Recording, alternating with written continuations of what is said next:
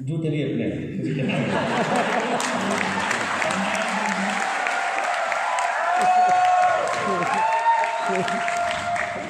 शेव देखो, एक दिन बिना शेव के नहीं बोलते, क्या चिकनी शेव बना रखी है।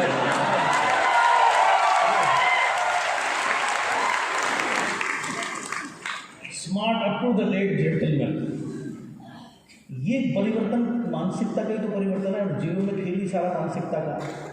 ये कहाँ से आया? जब ये रेगुलर इवेंट्स में आए। और बहुत से लोग क्या गलती करते हैं, थोड़ा बहुत बिजनेस करते हैं, जैसे उस समय ये ब्रॉन्ज डायरेक्टर बन गए थे, इनका चेक भी 8-10-12 हज़ार रुपये आ गया।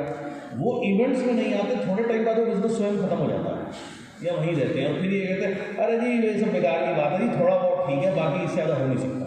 मानसिकता तो सारा का सारा जो गेम है वो मानसिकता का है, वो माइंडसेट का है। माइंडसेट घर बैठे चेंज नहीं हो सकता। उसके लिए आपको उसके लिए आप आए हैं ना आज यहाँ पर कुछ सीखने के लिए। सो ये इवेंट ये काम करता है, आपका माइंडसेट चेंज होता है। माइंडसेट चेंज हो गया फिर तो अपने आप ही सब स्वयं चेंज हो जाएगा। आज देख लो, कह रहे थे ना आज इन्हें कहीं बुला लो पूरे हिंदुस्तान में, आज ये कहीं पे भी चले जाएंगे ट्रेनिंग देने के लिए, क्योंकि माइंडसेट चेंज हो चुका है। सारा ये माइंडसेट का है। धन्यवाद, शुक्रिया। तो इवेंट में जाने से क्या होता है? इवेंट में जाने से होता है माइंडसेट, राइट। उसके बाद इंस्पिरेशन मिलती है, प्रेरणा मिलती है। जब इतने लोगों को आप देखते हैं सफल होते हुए तो आपको प्रेरणा मिलती है उनके जैसा बनने की, कुछ अपने जीवन को चेंज करने की इंस्पिरेशन मिलती है, लर्निंग होती है, सीखने को मिलता है। वो सीखने को मिलता है जो दुनिया की कोई यूनिवर्सिटी आपको नहीं सिखा सकती, दुनिया को कोई कोर्स नहीं सिखा सकता, वो आपको यहाँ सीखने को मिलता है।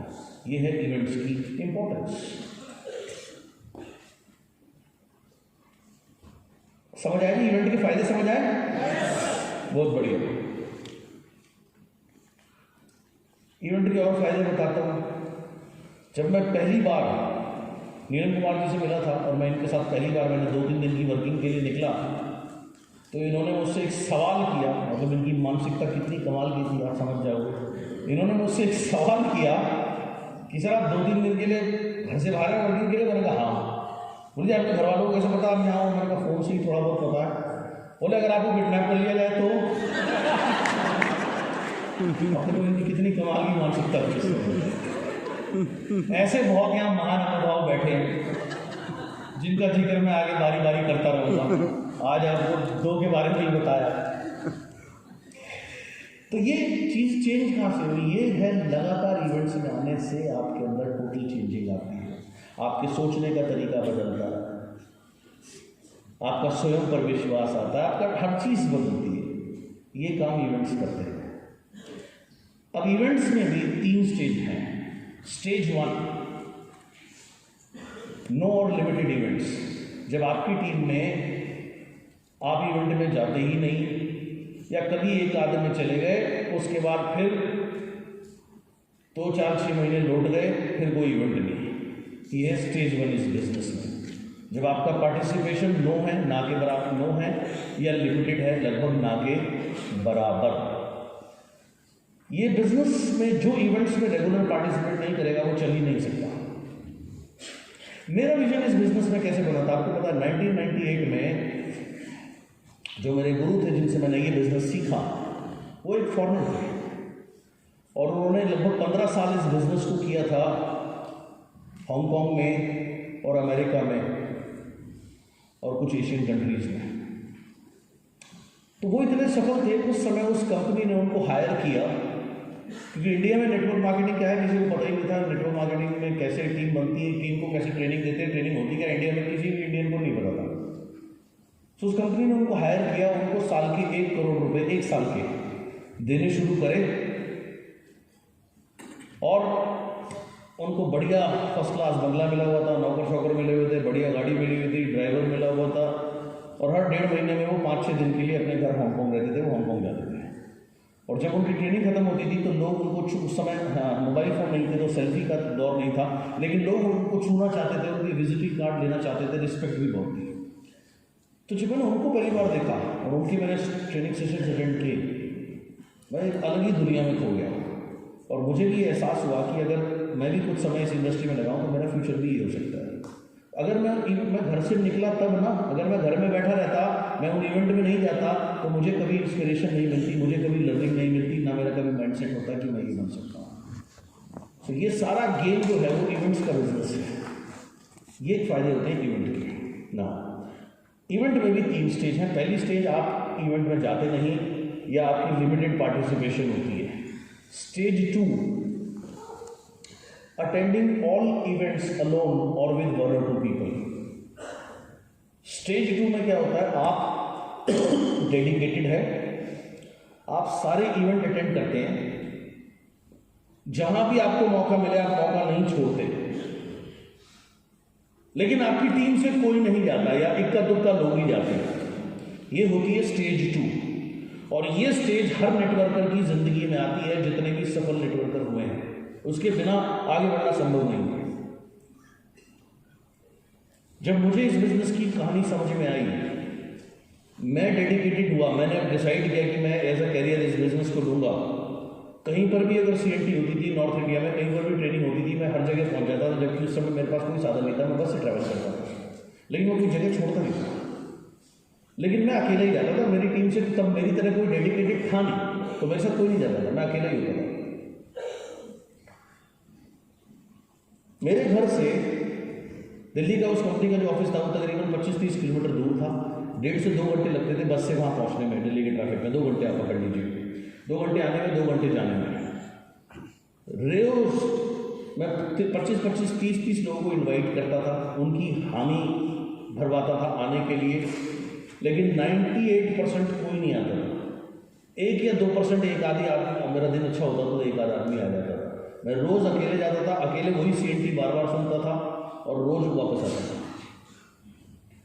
ये स्टेज से हर व्यक्ति गुजरा है जो सफल हुआ है, और लोग इसी स्टेज से घबरा करके भाग जाते हैं और इसीलिए वो आगे पहुंचते हैं।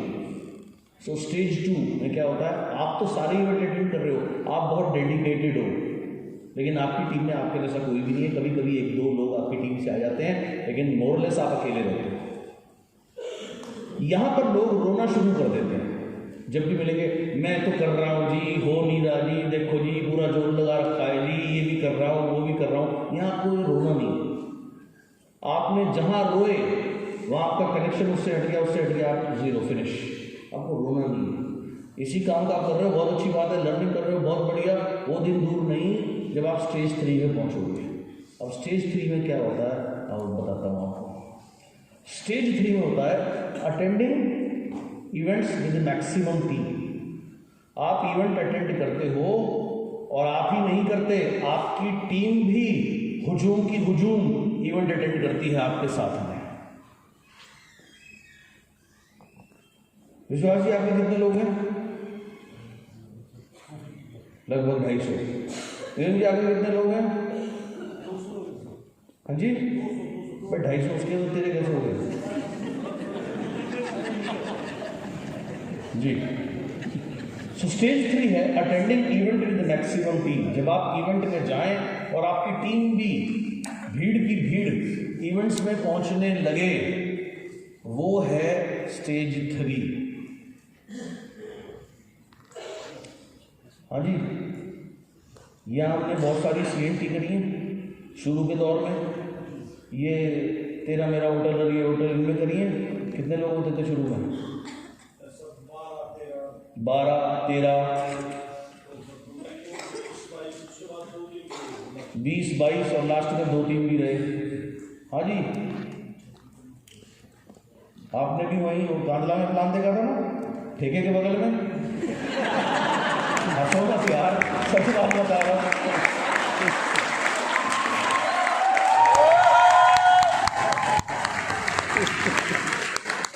विश्वास जी ने मुझे कहा जी कुछ लोग MBA के आए नहीं, वो प्लान देखना चाहते हैं। मैंने कहा बढ़िया, आता हूँ। शुरू की बात है, गर्मी का टाइम। अब मैंने कहा ठीक है भाई, कोई जगह देख लियो ढंग की। कांदला में कौन सा 5 स्टार होटल है? ठेके के बगल में एक रेस्टोरेंट था। रेस्टोरेंट भी क्या बोलोगे उसको, चाय की दुकान, 3rd क्लास ढाबा, ठीक है वो था। और वहाँ सारे जो बोतल खरीदते हैं वहीं बैठते हैं, वो बहुत असरदार। उसमें इलेक्ट्रिसिटी कनेक्शन इतना ज़बरदस्त था कि प्रोजेक्टर लगाया हुआ था मैंने, पंखा चल रहा था। अब दोनों में से एक ही चीज़ चल सकती थी। अगर प्रोजेक्टर को हम वो करते थे पंखा बंद हो जाता था, वो रोटी नहीं ले सकता था। पंखा चलाते थे प्रोजेक्टर बंद हो जाता था। गर्मी इतनी थी, क्यों यार, मई जून की गर्मी हो रही थी, पसीने ही पसीने हो रखे थे। ये वो स्टेजेस होती है, स्टेज 2। इसमें आप तो डेडिकेटेड हो, लेकिन आपकी टीम में कोई भी डेडिकेटेड नहीं है, कोई सब ऐसे ही है। वहां जो डटा रहता है, वहां से जो स्टेज 3 में आता है, उसके जीवन में सुख तथास्तु हो जाता है। और जो वहां से भाग जाता है,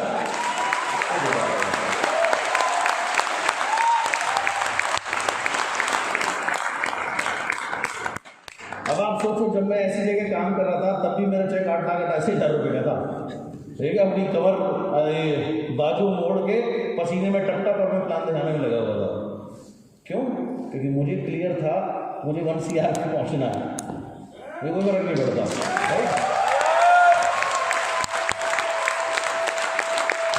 एग्रीकल्चर प्रोडक्ट पे काम करते थे तो उसका डेमो दिखाने के लिए ना कांच के गिलास की जरूरत पड़ती थी। तो जब हम गांव में जाके कहते थे 2 कांच के गिलास ले आओ, तो कुछ लोग हमारी और बगल में बोतल भी साथ में ले आते थे। मैंने कहा भाई डेमो के लिए मंगा रही, तुम क्या समझ रहे हो? तो ऐसी स्थिति और परिस्थिति से हम लोग गुजरे, यहाँ पहुंचे। आज आप मेरे को देखते, आपको क्या लगता है मुझे सब इतना आसान हो गया? ऐसा नहीं है, लेकिन मैं डरा नहीं कभी इस स्थिति से, और मैं कभी रोया नहीं हूँ। मैंने हर स्थिति को एंजॉय किया। अब आ जाओ स्टेज 3 पे। स्टेज 3 में क्या कहानी है? Attending events. आपकी टीम, आप सारे इवेंट अटेंड कर रहे हो, आपकी टीम सारे इवेंट अटेंड कर रही है। अब जब आप बताओ आपकी टीम से 400-400 लोग, 500-500 लोग लर्निंग करने लगेंगे, पार्टिसिपेट करने लगेंगे, तो घर जाकर कुछ तो काम करेंगे ही करेंगे, तो वो वॉल्यूम क्रिएट करेंगे। आई थी बात समझ में? गुड। नाउ फिर से वही सवाल पूछूंगा, वेयर इज द मनी? पैसा कहाँ है? यस, पैसा है स्टेज 3 में। It is not about convincing. ये बिजनेस किसी को कन्विंस करने का बिजनेस नहीं है, कॉन्टैक्ट्स का बिजनेस नहीं है। जब मैं इस इंडस्ट्री में आया था, मेरी अपलाइन मेरी मदर थी, तो रिलेटिव्स कॉमन थे। तो उन्होंने क्या किया पता? उन्होंने अपनी बहन को अपनी अलग लाइन में जोड़ दिया, अपनी अलग फ्रंट लाइन। तो मेरी तो क्रॉस लाइन हो गई ना। तो उनका जो बेटा था, जो मेरा कज़न था, वो मेरा क्रॉस लाइन हो गया। उन्होंने अपने भाई को, जो मेरा मामा लगा, अपनी अलग लाइन में जोड़ दिया। और मेरे मामा बड़ा अच्छा दोस्त है, 16-17 साल का हमारा एज गया है, लेकिन हम दोस्त बहुत अच्छे दोस्त हैं। मामा साहब हम इकट्ठे उठते बैठते खाते सारे मजे करते हैं। सो वो मेरे क्रॉस लाइन हो गया। तो मैं किसी रिलेटिव को स्पॉन्सर नहीं कर पाया। मेरा फ्रेंड सर्कल बहुत लिमिटेड था। अगर ये बिजनेस कॉन्टैक्ट का बिजनेस होता तो मैं आपके सामने कभी नहीं होता। ये बिजनेस लोग गलतफहमी है कि कॉन्टैक्ट्स का बिजनेस है, कन्विंस करने का बिजनेस है, ये सब बकवास है। ये बिजनेस सिर्फ एक ही चीज़ का है, आपके अंदर कितनी भूख है आगे जाने की, अपने जीवन को बदलने की। आप कितना सीख सकते हो,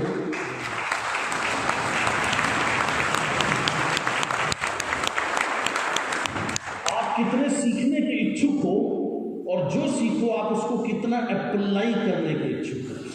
अगर ये 2-3-4 कार्य आपने कर दिए, और आप कितने लोगों के साथ में आप कंफर्टेबली काम कर सकते हो, उनकी लाइफ को चेंज करना चाहते हो, ये 3-4-5 क्वालिफिकेशन हैं इस बिजनेस के लिए, ज़्यादा कुछ है नहीं।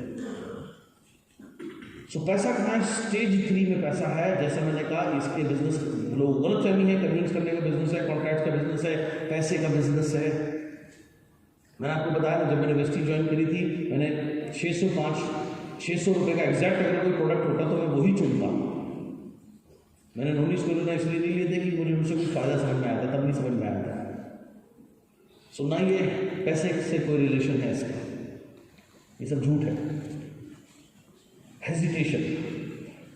ना बहुत से लोग जो सफल नहीं होते, स्टेज 3 तक क्यों नहीं पहुंचते?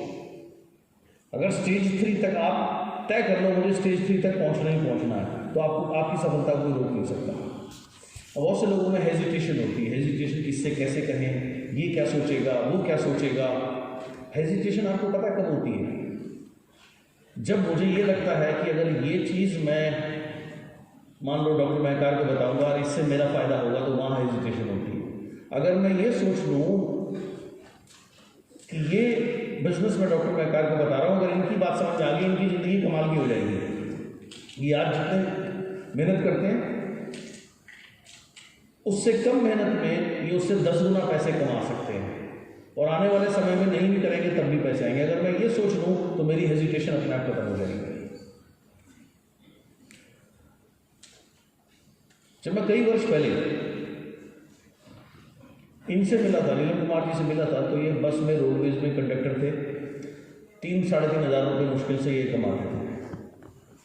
मैं इनको इस बिज़नेस में लेके आया, मैंने इनके साथ बहुत फील्ड वर्क किया, काम करने के अलावा भी बहुत पर्सनल हमारे रिलेशन रहे, आज भी हैं। आज इनकी लाइफ क्या है मुझे बताने की जरूरत नहीं, आपको ज़्यादा पता है।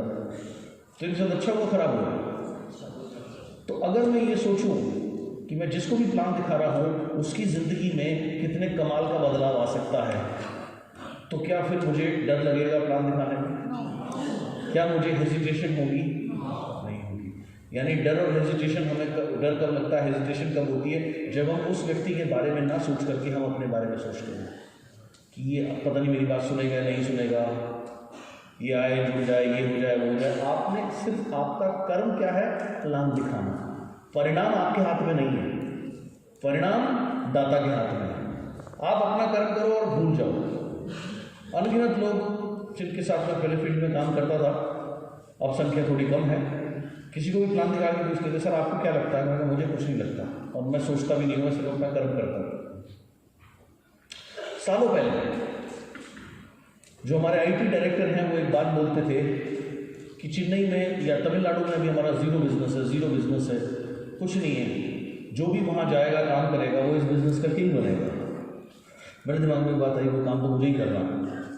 अब मेरे पास कोई कॉन्टैक्ट नहीं है, भाषा आती नहीं मुझे, और मैंने किसी तरीके से, मुझे कहीं से पता लगा कि हमारी पुरानी कंपनी में एक मेरे कोलीग होते थे सुंदराजन, उनका मैंने कहीं से नंबर निकाला, उनको मैंने फ़ोन किया कि मैं आपसे मिलना चाहता हूँ। बोले जी मेरी कोई इच्छा नहीं है आपसे मिलने की। मैंने कहा क्यों? आप मिल लीजिए बस एक बार। बोले देखिए जी, नेटवर्क मार्केटिंग को मैं नमस्ते कर चुका हूँ, दुनिया यहाँ से नमस्ते करती है, मैं नेटवर्क मार्केटिंग को कोनियों से नमस्ते कर चुका हूँ और कभी ज़िंदगी में दोबारा नहीं करूँगा। मैंने कहा मैं करने के लिए या ना करने के लिए आपको नहीं बोल रहा, आप एटलीस्ट एक बार मेरी बात सुन लीजिए। बोले सुन के होगा क्या, जो मुझे करना ही नहीं है। मैंने कहा मैं समझता हूँ आपकी जो फीलिंग्स हैं, लेकिन आप एक बार सुन लीजिए, क्योंकि मुझे ऐसा लगता है आपकी जो भी समझ है इस बिज़नेस को लेकर के ये इससे बहुत अलग है, तो क्या मैं आपसे एक बार मिल सकता हूँ? तो उन्होंने 2-3-4 बार मुझे मना किया। मैं हर 5-7-10 दिन में उनको एक बार फ़ोन कर लेता था। तो एक बार वो पता नहीं किस मूड में थे, उन्होंने कहा ठीक है अगर आपको अपने समय ख़राब करने हैं, पैसे ख़राब करने हैं तो आप आ जाओ, लेकिन मैं करूँगा नहीं, मैं आपको साफ बता रहा हूँ। अब देखो मेरे कितना बड़ा कीड़ा था।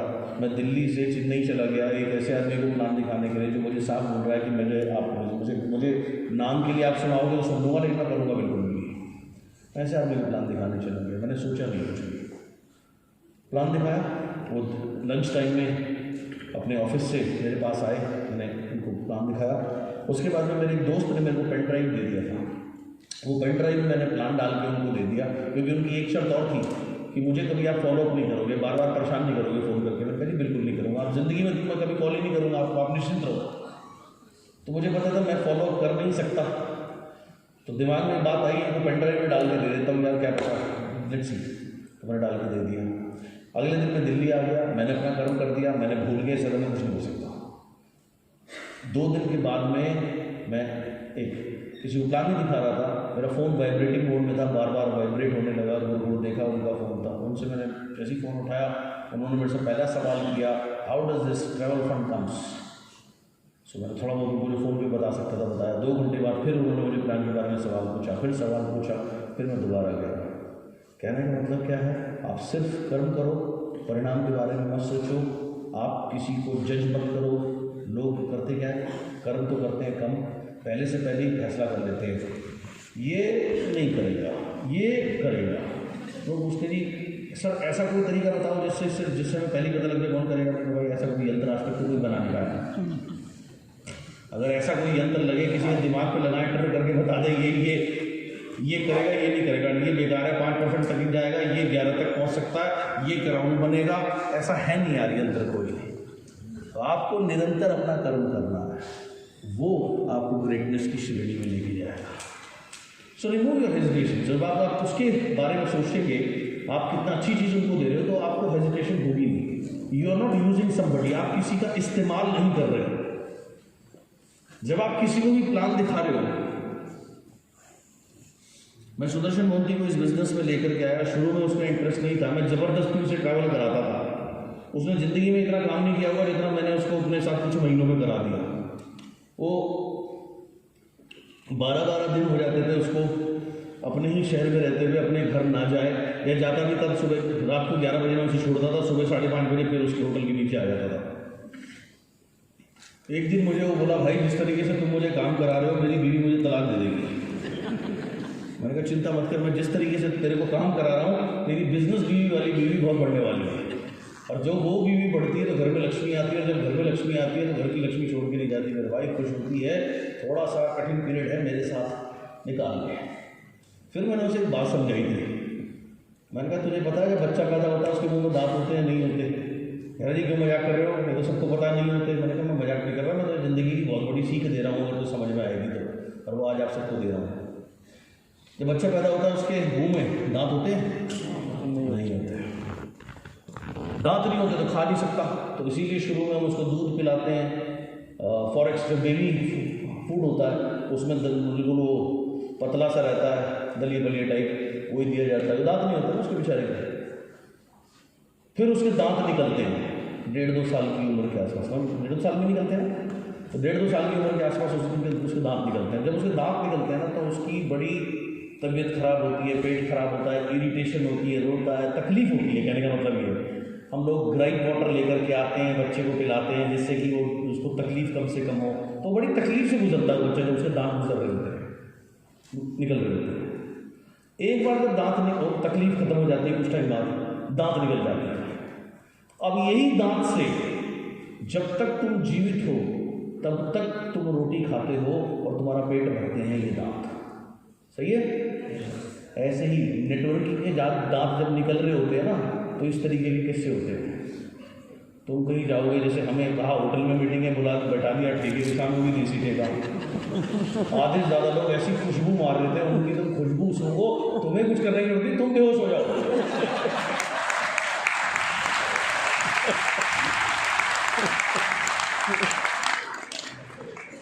कई जगह 50-50 लोग मिलेंगे कि 70 लोग मिलेंगे, पहुंच गए वहाँ एक भी आदमी नहीं। तो ऐसे बहुत सीन होंगे आपके साथ भी, उससे डरना नहीं है यार। अगर आपने उसको एंजॉय करना सीख लिया, फिर आप रियल सुपरमैन या सुपर वुमन हो, फिर आपको कोई नहीं रोक सकता। लेकिन लोग वहाँ से डर जाते हैं, उससे डरना नहीं है, उससे घबराना नहीं है। So remove hesitation.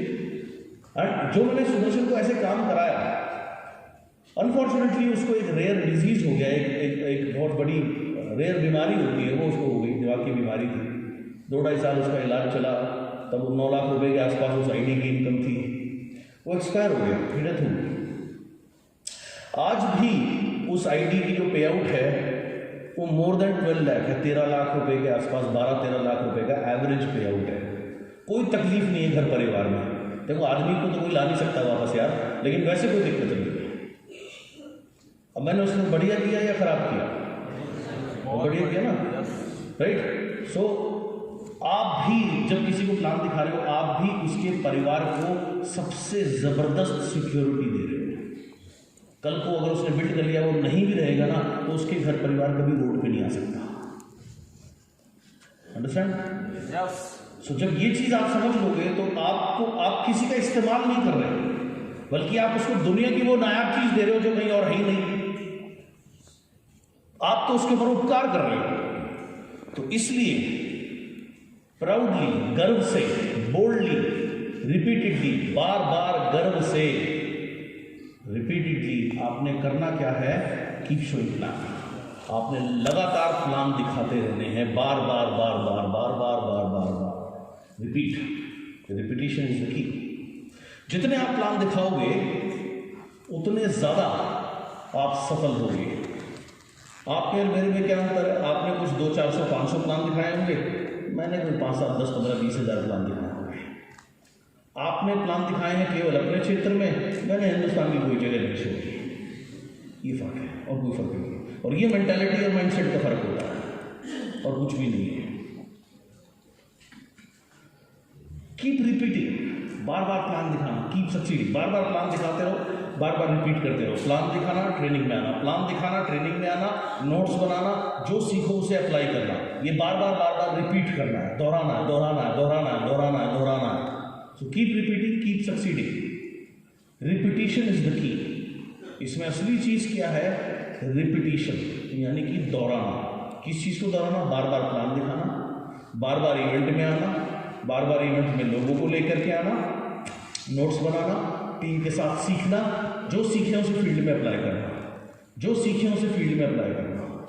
ये कार्य आपको बार बार करना है। इसमें रिपीटिशन इज द की, यानी दोहराना मूल मंत्र है, चाबी है सफलता की। इट इज सिंपल, ये सिंपल है, इसमें कोई बहुत ज़्यादा रॉकेट साइंस नहीं है। और वही चीज़ बार बार करनी है। जैसे मैंने आपको बताया, प्लान दिखाने के लिए कोई क्वालिफिकेशन नहीं चाहिए, कोई मुश्किल काम नहीं करना, वो सिंपल प्लान है, उसी को बार बार दोहराना। और उसको कोई गधा भी अगर 10 बार देखेगा तो कोई भी रिपीट कर सकता है, तो कोई बड़ी बात नहीं है, सिंपल काम है, लेकिन बार बार करना। So repetition is the key. Magic किस में है? मैजिक रिपीटिशन में है, बार बार दोहराने में। अभी लंच ब्रेक हुआ, खाना खाया आपने, बढ़िया। कोई ऐसा जिसका एक टुकड़े में पेट भर गया? ऐसा कोई मान भाव तो नहीं है हमारे बीच में? बढ़िया, वेरी गुड। अब देखो, आपने क्या लिया? आपने प्लेट में खाना लिया, एक टुकड़ा थोड़ा सब्जी उब्जी से लगाया, 1 बार, 2 बार, 3 बार, 4 बार, 5, 6, 1 पूरी साफ, 2 पूरी साफ, 3 साफ, आगे नहीं जाऊंगा, जिसकी जो भी कैपेसिटी होगी, ठीक है। और जब आपने बार बार काम किया तो आपका पेट भर गया, डकार भी आ गई। ऐसे ही, जी हाँ, डकार भी आ गई। ऐसे ही नेटवर्किंग का पेट आपका कब भरेगा? जब ये काम आप बार बार करोगे। एक दिन जाके, 2 दिन जाके, 1 हफ्ता जाके, घर जाके लौटना नहीं है, 3 महीने बाद लौटना नहीं है।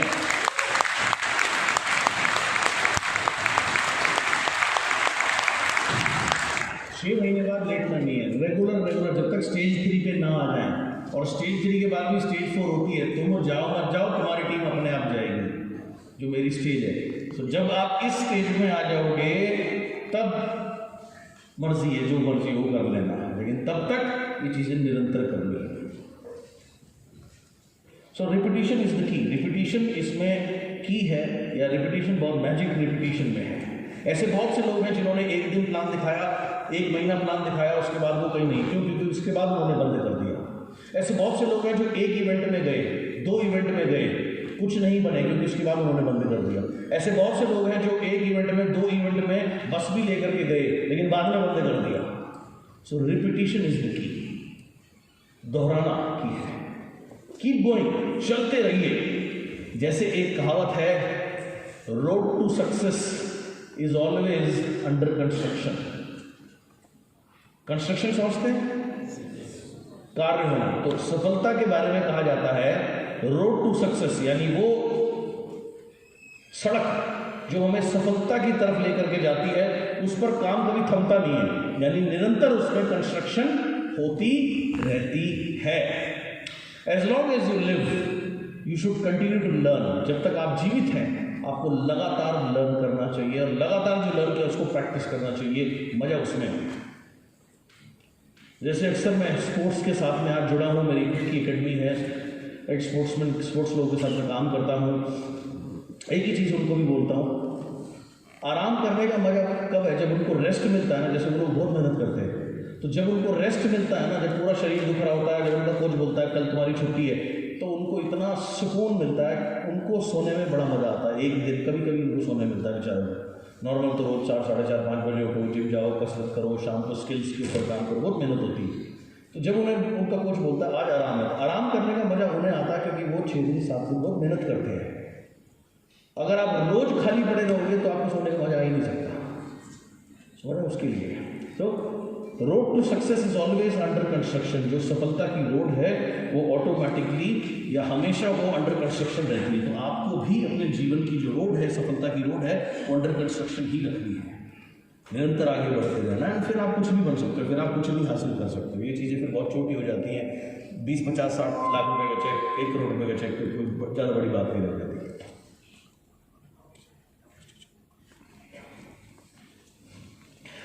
समझ आएगी आपको इतनी बात? Good. Fearlessness is not absence of fear. निडरता, ऐसा नहीं है कि डर नहीं लगता, डर सबको लगता है, but it is conquering your fear. अपने डर पर विजय पाना। ये कब संभव है? जब डर के बावजूद भी आप चलते रहते हो लगातार। It is conquering your fear. अपने फियर को कॉन्कोर करना। इतनी दूर जा रहा हूं, नहीं हुआ तो, ये सवाल सबके दिमाग में आता है। 98% लोगों को ये सवाल रोक देता है, 2% लोग इस सवाल के बावजूद आगे बढ़ जाते हैं। We think too much and do too little. हम सोचते बहुत कुछ है और करते बहुत कम है। हमारी एक लाइफ में प्रॉब्लम होती है, ऐसे करूंगा, वैसे करूंगा, ये करूंगा, वो करूंगा। 4 घंटे सोचा, अब सुबह फिर सोता हुआ रहेगा। तो ये काम नहीं करना है, रिवर्स करना है। सोचना कि यार जो काम करना है वो करना है। Now let's do it. आज से 23 साल पहले मैंने एक पोस्टर देखा था। वो पोस्टर दिमाग में ऐसा चिपक गया, वो तस्वीर कभी भी भूल नहीं सकता। वो पोस्टर में क्या था? एक बास्केटबॉल प्लेयर था, उसके हाथ में उस बास्केटबॉल थी और सामने बास्केटबॉल का पोस्ट था और वो ऐसे सोच रहा था मारूं या ना मारूं, ऐसी मुद्रा में वो बना हुआ था। उसके नीचे ये लाइन लिखी हुई थी जो मैंने वहाँ से उठाई है। We will miss 100% of the shots we don't take. हम 100% उस शॉट को मिस करेंगे जिसको हम डालेंगे ही नहीं। अब अगर वो बॉल डाले वो बास्केट में जा भी सकती है, नहीं भी जा सकती, दोनों चांस हैं, राइट। लेकिन अगर वो डाले ही नहीं तो 100% चांस है जाएगी नहीं, क्योंकि उसने डाले ही। समझ आया? आप अपनी ज़िंदगी को बेहतर बनाने का प्रयास कर रहे हो, उतनी बेहतर बने ना बने, कुछ तो बेहतर बनेगी। लेकिन अगर आप प्रयास ही नहीं कर रहे तो पक्का है आप जैसे हो वैसे ही रहने वाले हो। पैरासाइट जिसको बोलते हैं, जो अन्य लोगों पर आश्रित होता है। मैंने आपको बताया था ना सुबह, एक जानवर सक्षम है 3-4 लोगों का पेट पालने में, तो आप तो मनुष्य हो, उसकी सर्वश्रेष्ठ रचना हो, अपनी पावर को पहचानो। It's all about motive. सारा गेम क्या है? उद्देश्य का, मोटिव का। What are you passionate about? आप किस चीज को लेकर पैशनेट हैं? यानी जुनून। जैसे कितनी भी थकान हो, अगर मान लो ये चीज़ है ना, ये सुन लो तो मजा आ जाता है, या ये करने को मिल जाए तो तब थकान भूल जाता हूँ, इतना आनंदित आप उसमें हो जाते हो। तो किस चीज़ में जीवन में आपको इतना आनंद आता है? मैंने ये सवाल मेरे आपसे पूछा था, तो मुझे जवाब मिला था सक्सेस इज माई पैशन। सफलता मेरा पैशन है। मुझे इसलिए कभी कोई तकलीफ नहीं हुई भाषा ना जानते हुए तमिलनाडु में 15-15 दिन रहने में, कार्य करने में, या किसी भी अन्य राज्य में कहीं पर भी, क्योंकि मेरा जुनून है। मुझे सबसे बड़ा आनंद आता था सफलता में। सो आप भी सफलता में अपना आनंद ढूंढ लो, उसके बाद आपको सब दुख तकलीफ आपकी दूर हो जाएगी। फिर कोई आपके साथ चले या ना चले कोई फर्क नहीं पड़ता, कोई काम करना बंद कर दे कोई फर्क नहीं पड़ता, आप चलते रहोगे। क्यों? जिस दिन सफलता आप अपना जुनून बना लोगे, उस दिन आप कुछ भी कर सकते हो। उस दिन आपकी कोई लिमिटेशन है ही नहीं। उस दिन आप ट्रूली अनस्टॉपेबल हो। उस दिन आप ट्रूली सुपरमैन या सुपर वुमेन हो, जिस दिन आपने सफलता को अपना जुनून बना लिया, पैशन बना लिया। आपका जीवन दूसरे लोगों के लिए इंस्पिरेशन यानी प्रेरणादायक हो सकता है या वार्निंग हो सकती है। जैसे कई लोग होते हैं ना, वो कंपनियों हर 6 महीने में कंपनी बदलते रहते हैं, और 8 साल हो गए उनकी अचीवमेंट 0 है, क्योंकि वो बार बार कंपनी बदलते रहते हैं, अचीवमेंट उनकी होनी नहीं है। तो उनको देख के लोग कहते हैं देख जो ये काम कर रहा है ना, ये काम तो मत करना। तो वो क्या वार्निंग है और लोगों के लिए। और कुछ लोग हैं जिन्होंने इतनी सफलता पाई, जिनसे लोग इंस्पायर होते हैं। तो आप कौन सी श्रेणी में बनना चाहोगे, आप कौन सी श्रेणी में जाओगे, ये तय करेंगे आपके कर्म और आपकी सोच तय करेगी आपका कर्म।